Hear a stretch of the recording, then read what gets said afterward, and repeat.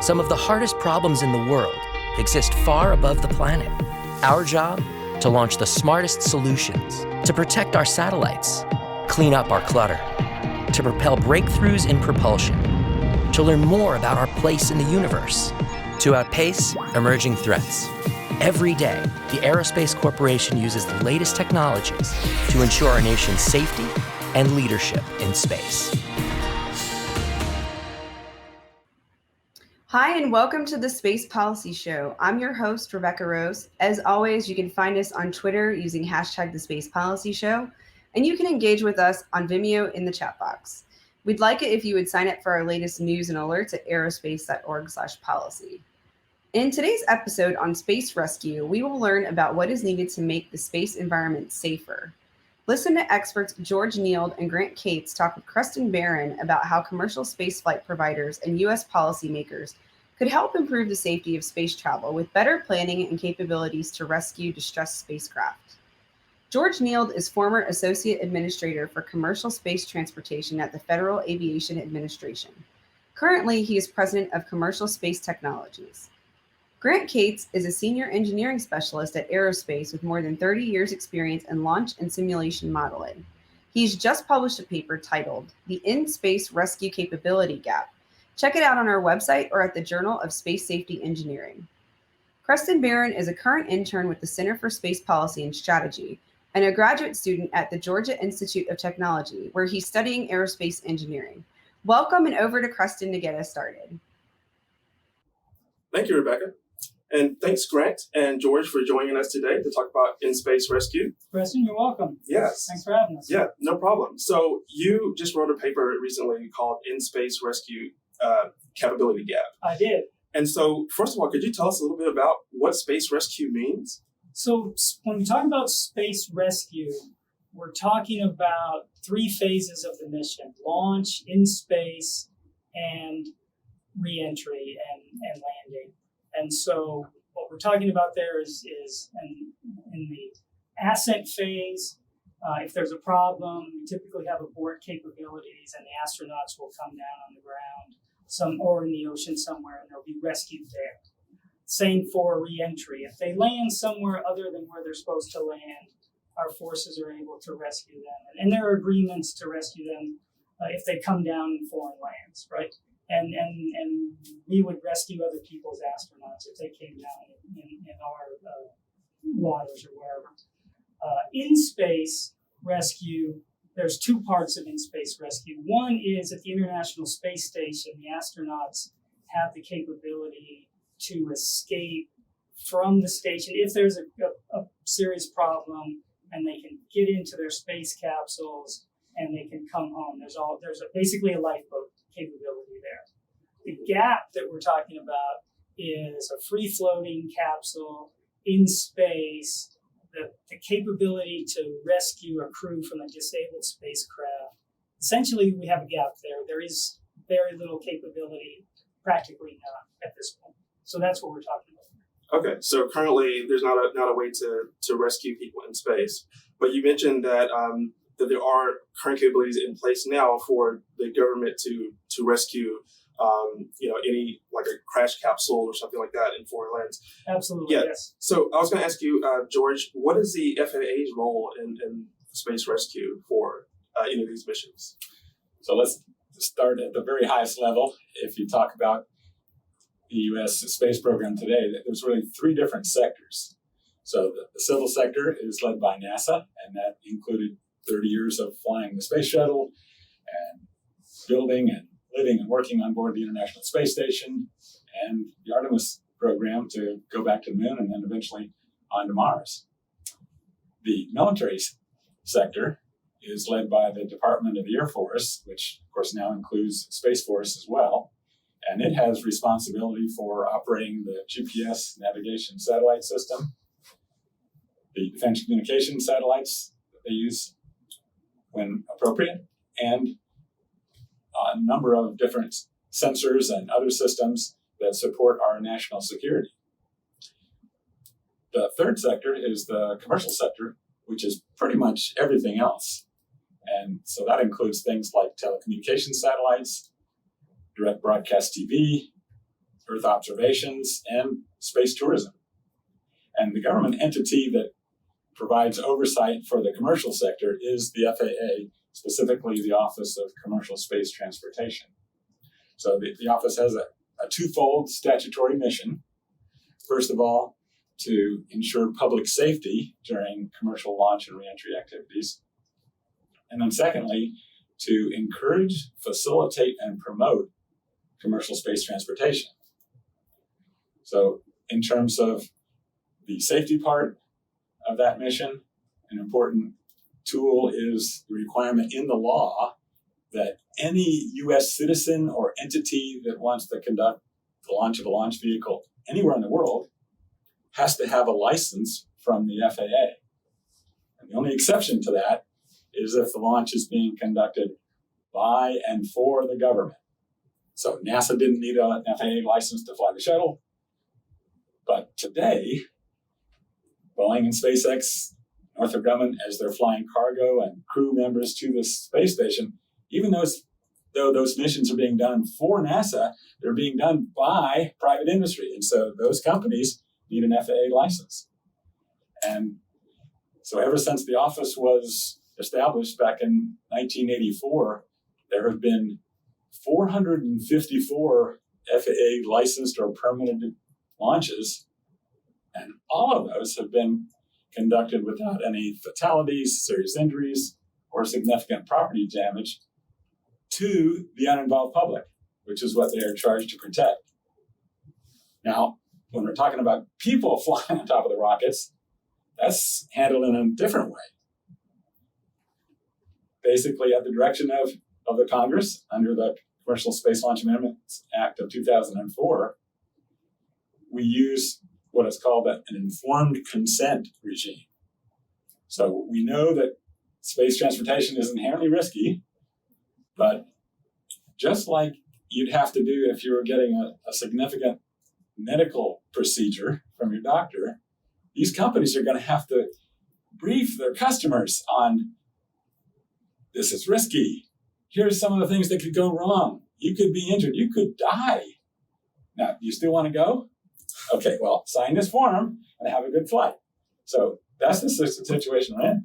One last aspect, Congress has also put in place what is sometimes called the moratorium, which forbids the FAA from publishing any regulations that are intended to protect the flight crew or the spaceflight participants or passengers that are on those missions. And that prohibition was put in place in 2004 and was supposed to run for 8 years and then be done. But in 2012, Congress extended that for 3 years. In 2015, they extended it again for another 8 years. So today it's due to expire in October of 2023. But of course, Congress could decide to continue to extend that. But right now, that is the regulatory system that we're operating under. That's very interesting because there's a lot of commercial entities right now launching. Blue Origin just had a recent launch, and so did Spaceship too. So what you're saying is they currently don't have any requirement to have facilitate in-space rescue or have capabilities for that? As Grant was saying, that there is no current capability for in-space rescue. The flights you mentioned, of course, were suborbital flights, so rescue in that case probably doesn't apply. But even for like SpaceX, which will be doing those orbital missions, there's no existing capability to handle that. And the people who are flying are basically going at their own risk. And it's true, too, that there's no requirement for them to provide a rescue capability. Exactly. Right? So it's an area that we have had capability in the past, but for the new era of space that we just entered, we don't have a requirement, and we essentially don't have that capability.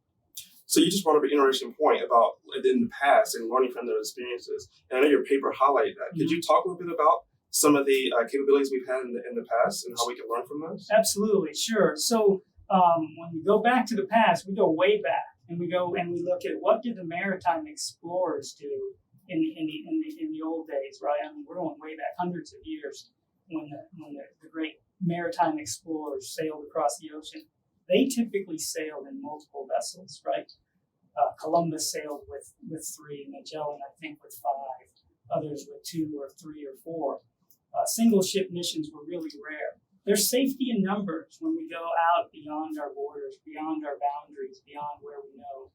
And an Apollo program, most of those missions were essentially multiple ship missions. And by that I mean the ship had there were 2 ships that flew together, the Apollo command module and its service module, and the Apollo lunar lander, right? And so during Apollo 13, we witnessed the super importance of having that multiple capability. When the service module had an explosion, the crew was able to leave the command module and enter into the lunar module, and you use that essentially almost as a lifeboat for about 4 days as they looped around the moon and came back. Then they got back into the command module and used its remaining battery power to come back and land safely. It was like one of the greatest self-rescue stories ever, right? Of course, they had lots of help from the folks on the ground.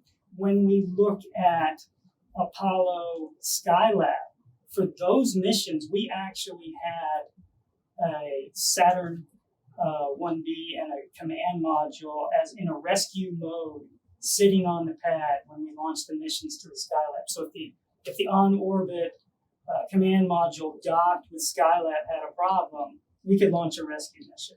And we almost did during the second Apollo Skylab mission. But it turned out we didn't need to, so we stood down from the rescue attempt. So those are some key lessons I put in the paper from way back from Apollo and from Apollo Skylab. And then, of course, we have the Columbia accident, right? So in Columbia, this was where it was probably that one rescue that could have been that wasn't, unfortunately, right? So the orbiter had been damaged during ascent. We knew that the orbiter had been struck, but we assumed that foam striking the orbiter couldn't have possibly caused damage to the leading edge reinforced carbon-carbon, but it had. So when we re-entered, we lost the crew and of course the orbiter.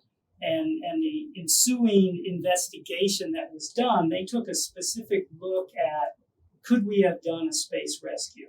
And what they looked at was, okay, you had another orbiter, you had another space shuttle that was undergoing preparations. If we had decided to conduct a rescue, could we have accelerated that mission? Could we have launched it in time to rescue the crew before the onboard commodities of Columbia ran out? And they concluded that it was possible, although it would have been very difficult.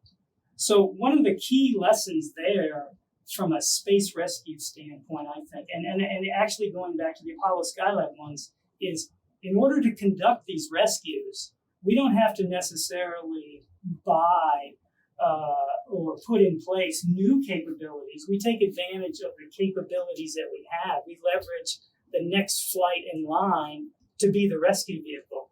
And that's what we did after the Columbia accident. We actually said, okay, anytime we launch now in the future, we could have another Columbia-like event where foam might come off the ET or something else like orbital debris might damage the heat shield, right? And then that shuttle couldn't bring the crew home.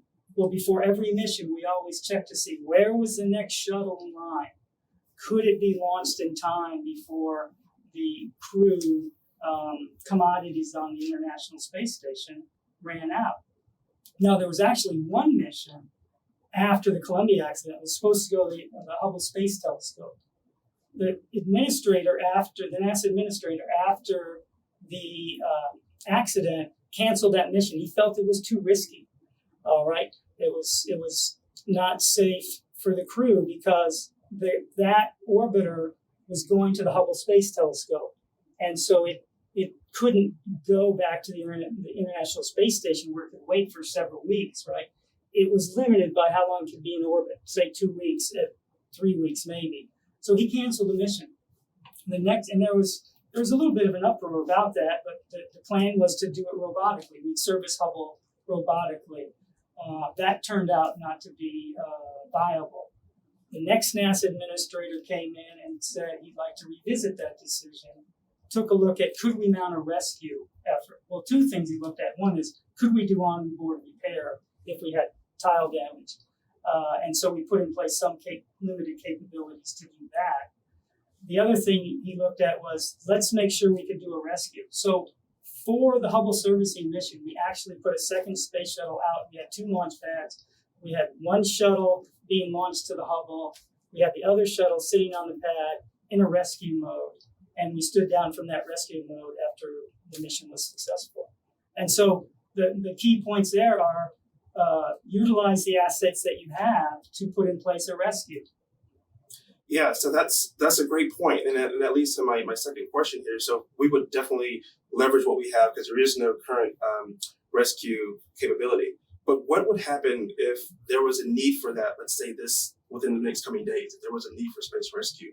What would be, and I guess it's a good question for you, George, what would be the government's next steps in trying to determine how to go through for that rescue process? Like what would be the planning stages and how would that look? I don't believe there is a current plan. And so we'd have to take a look at what is the mission, what is the vehicle, where is it going? Is it going to the space station? Does it have some other independent mission? And whose job is it to take a look at that? And frankly, my perspective is that space rescue is really important, and we want to pay attention to that, but that is really only one element in a much larger issue, which is spaceflight safety. And so we're talking about not only things like launch vehicle and spacecraft design and operations, but also the environment that we're flying in and the increasing amount of orbital debris, the possibility of collisions with other spacecraft and so forth.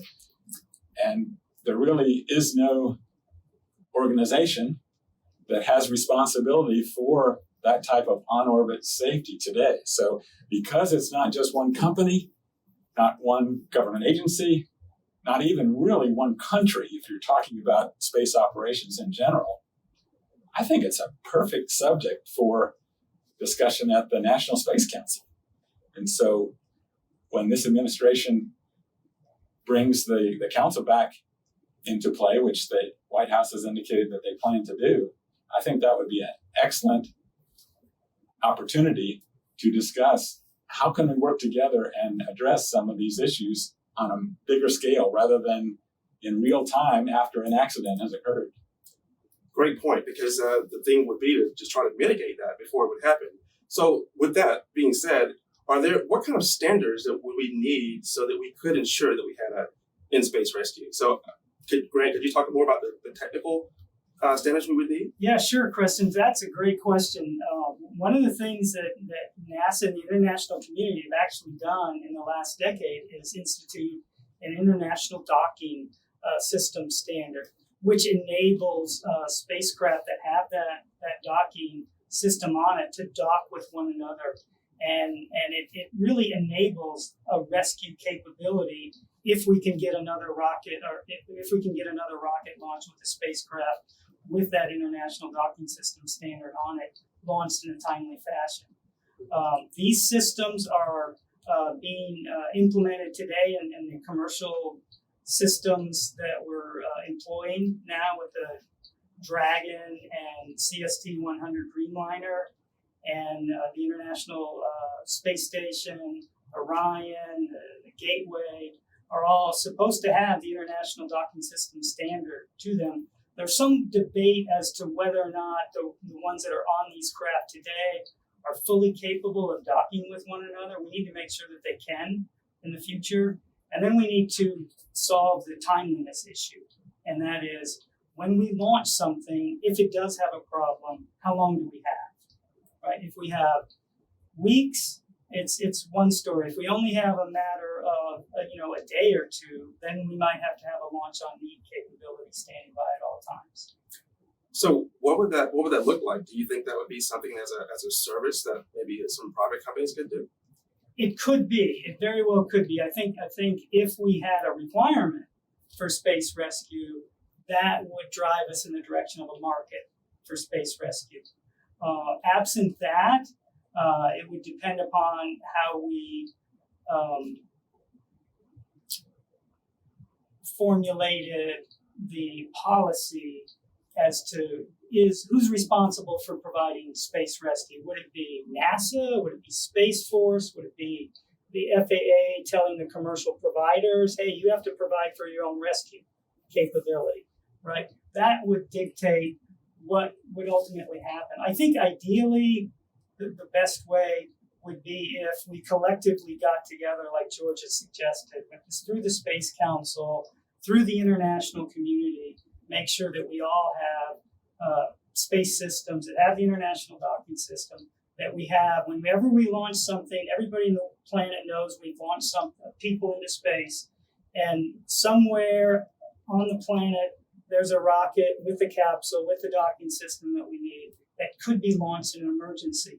In that way, we're kind of sharing the burden of providing the space rescue capability.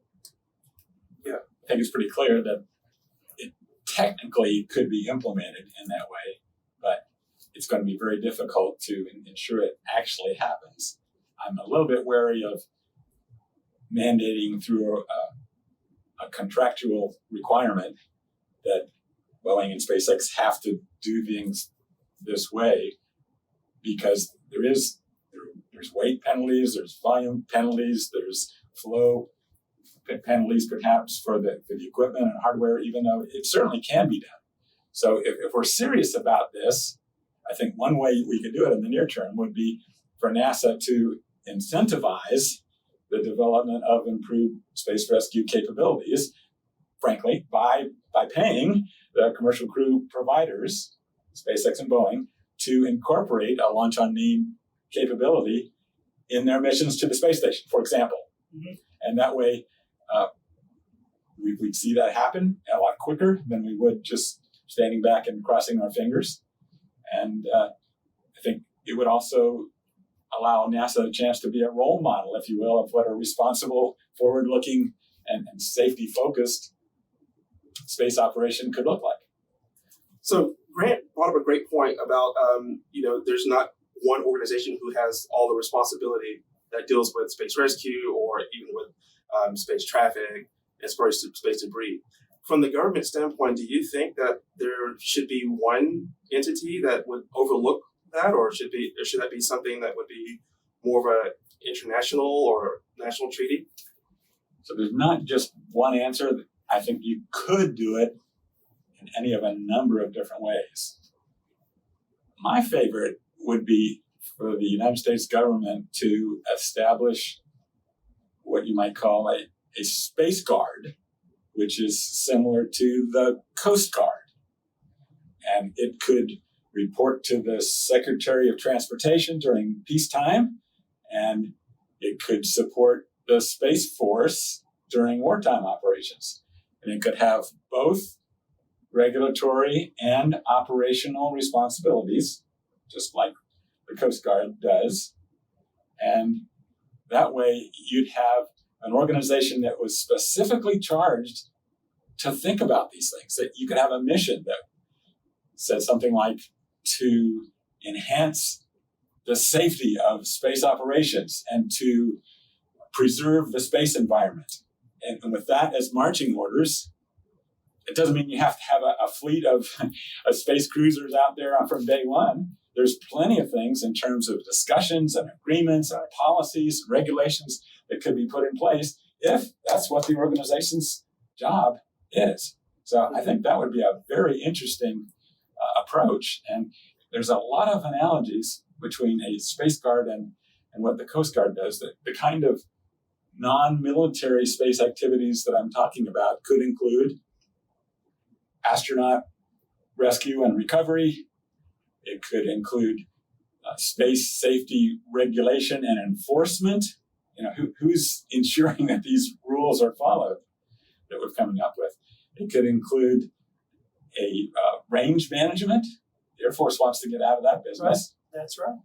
It could include space traffic management. Again, there's an argument today. Should it be Commerce? Should it be FAA? Well, that could be under Space Guard, if the charge and the objective was to increase the safety and orbital debris mitigation and removal in some cases, and even promotion of space activities and non-interference with other parties. Those would all make a pretty nice portfolio, I think, and in conjunction with a whole of government effort to work together on these things, as well as some international outreach, it could be a very interesting approach.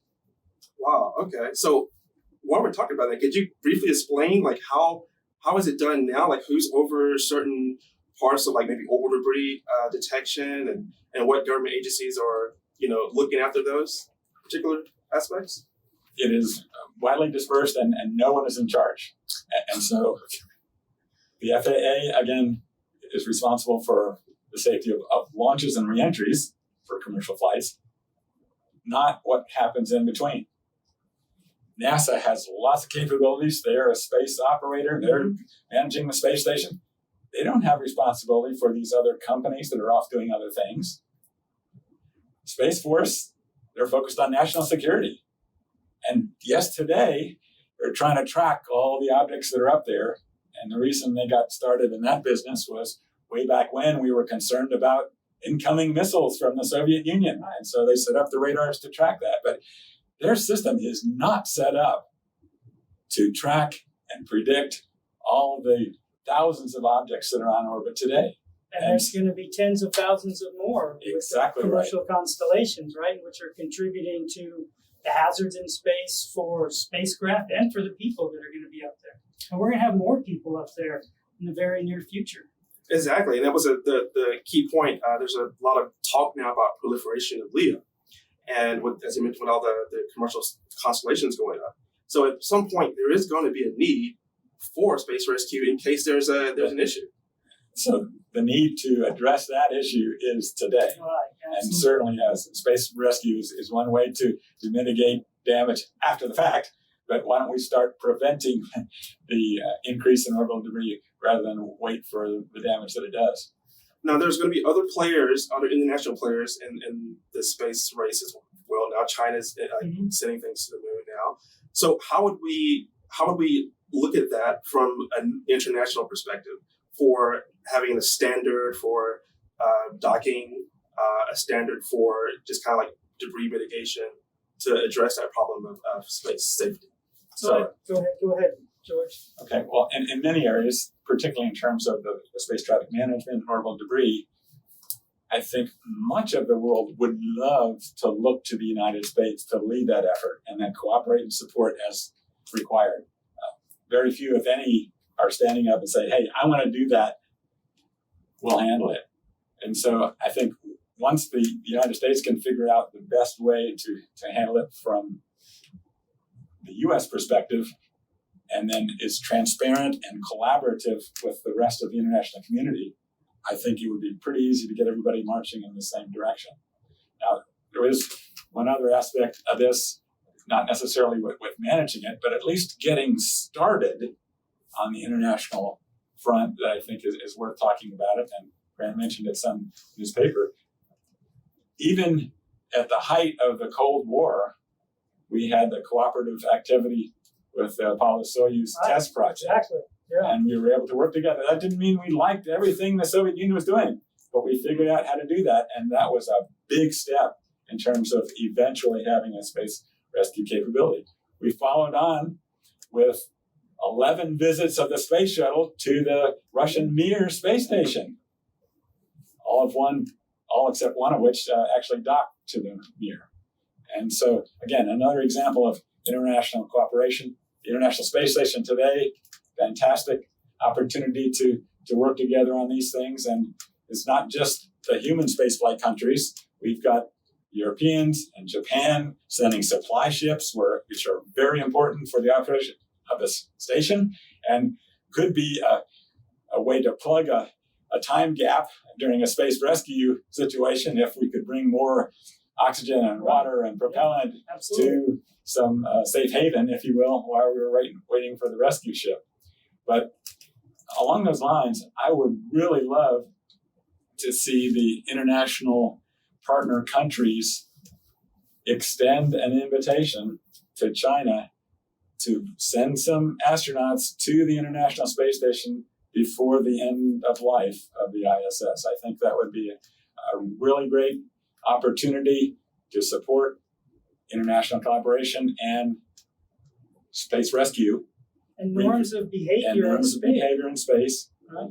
And if for some reason that is not possible, if, say, NASA is just not able to get permission to do that, then I would love to see some of the commercial space station providers, like Axiom or others, extend an invitation on their own, since it's a privately operated station that they're going to be building, and then continue to build this experience of collaboration and transparency in terms of space safety.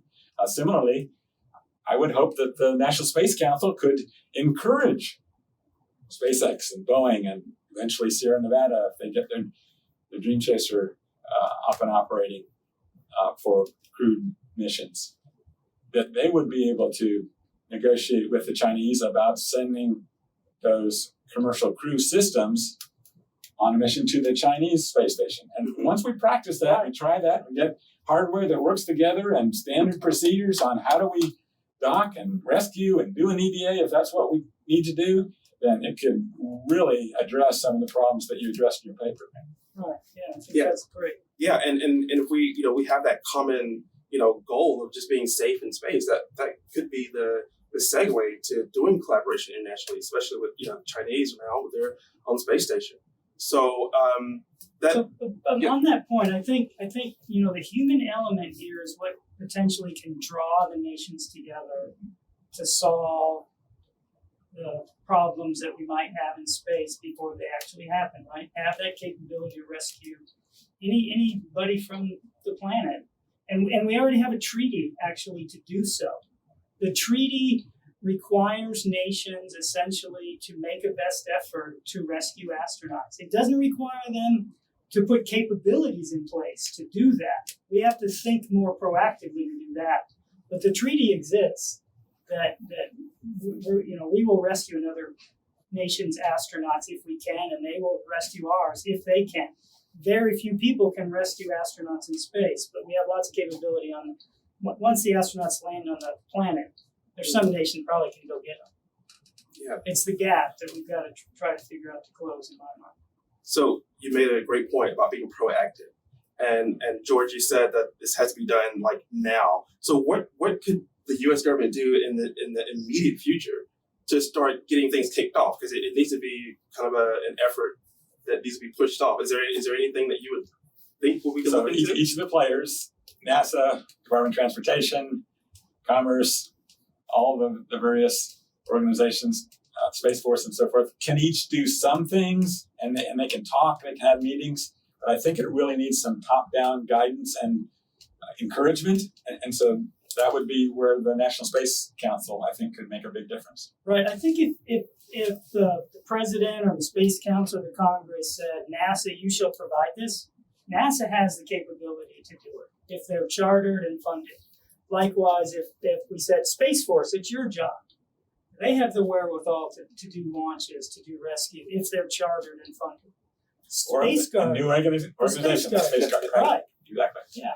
So I guess is awareness a need right now to let people know about the incoming, I guess, the ability to need space rescue with all the constellations going on. That's the primary purpose of the paper, right? It's just to raise the awareness. We are entering a new era of commercial space flight.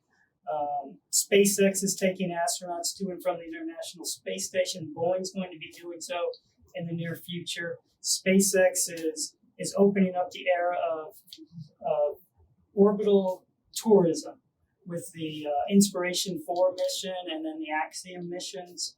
Axiom's trying to develop, like George said, their own space stations. This is an emerging era that we're entering, and the paper just says, hey, let's look at the lessons of the past, look at where the gap is, and see if there's some innovative ways we can close the gap before we have a need to actually conduct a rescue.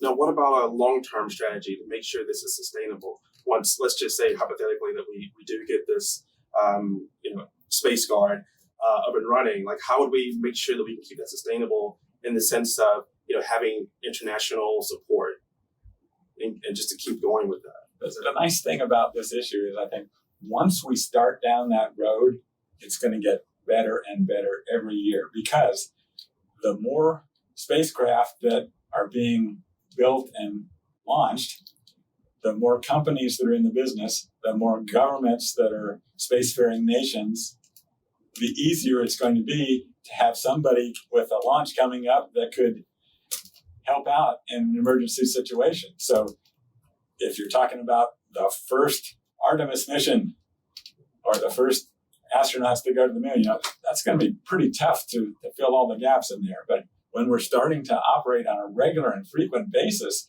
there's lots of choices. So let's figure out now how we can work together and make some good things happen.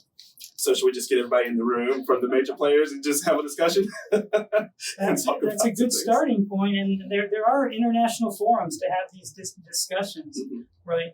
In addition to the Space Council within the U.S., there's international forums that discuss space safety, and there's already the treaties. This comes up at the UN and stuff. So there are avenues, there are opportunities to do this, and I think with sufficient awareness, we can make some progress here. Yeah, I agree, and I also like the fact that because this is, like as you mentioned, this is a human need. The fact that if we are able to collaborate internationally, that can lead to so many other things. We can try to, go to the moon collaboratively. We can try to go to Mars collaboratively, and trying to, get people to not only collaborate together, but, to share information and to try to, to help out. So I think that's actually a great segue if we can figure out the capability for space rescue. And so it's a definitely immediate need, and I do like the idea of the Space Guard. I know that we have the Space Force now, and they have the Space Guard as well too.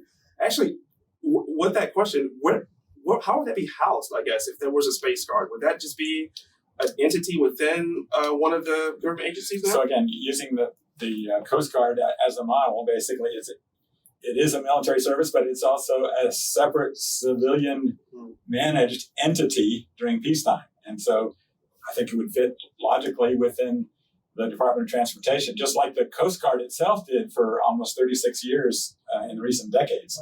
Right. Now it's part of Homeland Security. But basically, it would live there. And just like you don't think, that's militarization if the Coast Guard is trying to fish people out of the water or flying helicopters out and surveilling the coast and so forth.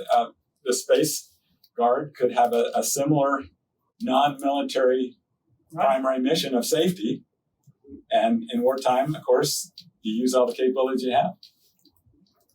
Okay. So actually, that brings up another point, though. If you call it something called the Space Guard, and let's say some of the other international countries look at that as, even though it may be defined as unmilitarized, if they see that as like, well, we don't really want to answer to a U.S. agency, at that point, should it roll into an international type of an agency where the companies or the countries feel like we don't have the answer to the U.S. We can just collaborate together. So in theory, that could be a concern, but who's going to pay for it and who's going to provide the hardware and the people and so forth to make it run? I think a better model would be, again, U.S. leadership, but operating collaboratively, transparently, and in cooperation with all the interested parties. And we're going to do what we can to make space safe and to have a space rescue capability. And we hopefully would feel free to call on other nations to augment or to complement those activities. And I think you'll see that if we make space safer, more people will be willing to go. And that will be good for everybody. That will be good for the markets. That will be good for the nation. The other countries in the world will see that, and they'll want to collaborate. They'll want space to be safe for them as well. So I think if we do show leadership there, it will fulfill that long-term goal you asked about just a few moments ago. How do we make it long-term? I think that's how we do it. And I think the point that you made about bringing up the new markets, if there is a launch on demand service by third parties, then that could be, another market to the new space era. So I think there's a lot that could be done just from looking at the safety aspect of this. So is there any other last points that you two want to bring up, or is there anything of interest that you want to chat about? I think we had a good discussion. It's an important issue. It needs discussion now, and we have an opportunity to do some good things to address a very real shortfall in our current capabilities. Yeah, I agree. I think really, the main focus here is, can we put in place some type of a capability before we need it? That's ultimately kind of why we're raising the issue, because we have that opportunity now to take a step back maybe and look and say, can we put in place a Band-Aid right now that would close that gap? And then what do we do longer term? Mm-hmm. So, George, Grant, thank you very much for talking to us today about space rescue and the need for that right now in the short term, and then how we do that for long-term sustainability. Yeah, absolutely. You're welcome. Yes. So, Space Guard, you heard it here first. Thanks, Rebecca. Thank you to Kreston and our expert guests for taking us through the importance of space rescue and space safety. Don't forget to check out The Paper, a collaboration between CSPS and the newly stood up Space Safety Institute. And thank you to our sensational production team, Colleen Stover, James Liggins, and Jordan Bingham. Check us out on Twitter using hashtag The Space Policy Show, and sign up for our latest news and alerts at aerospace.org/policy. Be sure to look for our podcasts and share your favorite episodes with colleagues. We look forward to having you tune into our next episode, and until then, take care.